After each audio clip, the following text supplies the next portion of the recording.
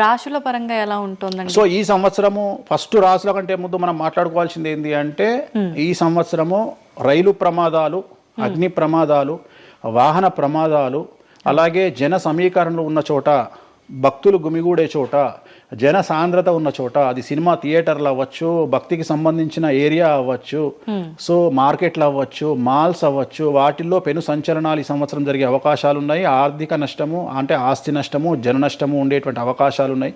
కాబట్టి జనాలకు చెప్పే విషయం ఏంటంటే భక్తి పేరుతో జనాలు లేనటువంటి ప్లేస్కి వెళ్ళండి. ముక్కోటి ఉంది, ఖాళీగా ఉన్న వెంకటేశ్వర గుడికి వెళ్ళండి హ్యాపీగా. ఆ దేవుడికి డబ్బులు ఇచ్చిన వాళ్ళు అవుతారు, పంతులకు డబ్బులు ఇచ్చిన వాళ్ళు అవుతారు, గుడికి 4 రూపాయలు ఇచ్చిన వాళ్ళు అవుతారు.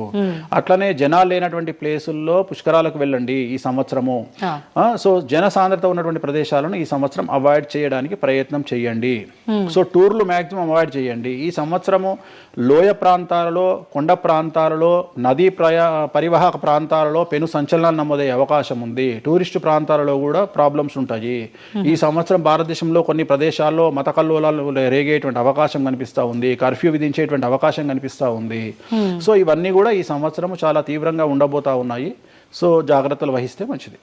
ఓకే, ఇప్పుడు అంటే ఇవి ఎవరికి అంటే ఏదైనా గ్రహాల్లో మార్పులు ఉన్న వాళ్ళకా, లేదంటే అంటే ఇదంతా మనం ప్రకృతి పరంగా చెప్తాం. ప్రకృతి పరంగా దాంట్లో ఎవరు ఉంటారు అంటే చనిపోయే వాళ్ళని తీసుకుంటే ఆ బాధితులు ఎవరైతే ఉంటారో వాళ్ళ జాతకంలో ఏలినాటి శనో, షష్టమ స్థానంలో శనో, వ్యయ గురువో ఉంటాడు. సో మనం వాళ్ళే అని చెప్పలేం కదా, అక్కడికి పోయిన వాళ్ళల్లో వాళ్ళు ఉంటారు. ఎవడైతే నష్టజాతకుడు ఉంటాడో వాడికి ఆ ఇన్సిడెంట్ జరుగుతుంది. సో ఇది ఓవరాల్ గా సంవత్సర ప్రిడిక్షన్ అంటారు. సో రాబోతున్నటువంటి సంవత్సరం పేరు కూడా చాలా చాలా చాలా కాంట్రవర్షియల్ నేమ్, పరాభవనామ సంవత్సరము. పరాభవము అంటే ఓటమి, అవమానముతో కూడిన ఓటమి అని అర్థం. పరాభవము దుర్యోధనుడికి మయసభలో జరిగినది పరాభవము.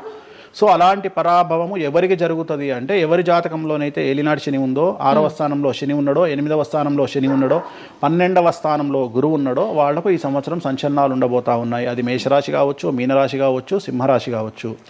సో ఇలాంటి వారికి ఈ సంవత్సరం పెను సంచలనాలు ఉండేటువంటి అవకాశాలు ప్రస్ఫుటంగా కనిపిస్తూ ఉన్నాయి. సో ఇది ఓవరాల్ గా సంవత్సర ఫలితము. సో నెక్స్ట్ కన్యారాశి.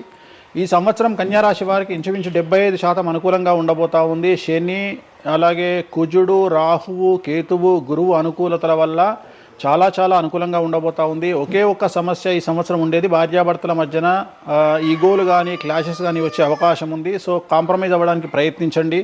భార్య దగ్గర భర్త, భర్త దగ్గర భార్య కాంప్రమైజ్ అవ్వండి. ఈగోలకు పోవద్దు, జెలస్లకు పోవద్దు. ఆర్థికపరమైన అంశాల్లో జాగ్రత్తగా ఉండండి. విద్యార్థులకు అనుకూలత కనిపిస్తూ ఉంది, రాజకీయ నాయకులకు అనుకూలత కనిపిస్తూ ఉంది, వ్యాపారస్తులకు, కళాకారులకు, క్రీడాకారులకు విశేషమైన యోగం లభించబోతా ఉంది. న్యాయస్థానాల్లో పనిచేసే వాళ్లకు, న్యాయ సంబంధమైన వృత్తిలో ఉండే వాళ్లకు అనుకూలమైన ఫలితాలు ఉండబోతా ఉన్నాయి. స్త్రీలకు విశేషించి అనుకూలంగా ఉండబోతా ఉంది. సో ఈ సంవత్సరం కన్యారాశి వారికి పూర్తిగా అనుకూలమైనటువంటి ఫలితాలు కనిపిస్తూ ఉన్నాయి. వీరు చేయాల్సినటువంటి రెమెడీ, సోమవారం నాడు రుద్రాభిషేకాన్ని శివాలయంలో నిర్వహించండి, సమస్యల నుండి గట్టెక్కుతారు.